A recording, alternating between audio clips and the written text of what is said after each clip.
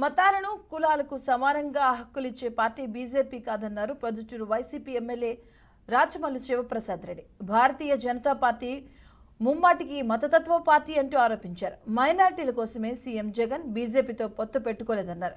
YS హయాం నుంచి ముస్లిం మైనార్టీలపై అభిమానం ఉందని, ఆయన మరణం తర్వాత సీఎం జగన్ దాన్ని కంటిన్యూ చేస్తున్నారంటూ చెప్పుకొచ్చారు. భారతీయ జనతా పార్టీ మతతత్వ పార్టీ. ఈ పార్టీ మతతత్వ పార్టీ.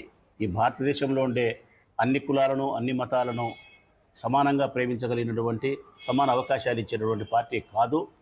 కొద్దిగా మతానికి వివక్షత చూపించే పార్టీ అనే అభిప్రాయంతోనే ఉండే మాట వాస్తవం. భారతీయ జనతా పార్టీ పట్ల ఎప్పుడు కూడా ముస్లిం సోదరులకు అగనెస్టే, అందులో ఎక్కడ అనుమానం లేదు. అట్టి భారతీయ జనతా పార్టీ మమ్మల్ని పార్టీలోకి ఆహ్వానించిన వైఎస్ఆర్ కాంగ్రెస్ పార్టీని జగన్మోహన్ రెడ్డి నెత్తిన పెట్టుకుంటామని చెప్పినా కానీ కేవలం ఈ రాష్ట్రంలో ఉండే ముస్లిం సోదరుల కోసం భారతీయ జనతా పార్టీతో పొత్తు పెట్టుకోవాలి జగన్మోహన్ రెడ్డి.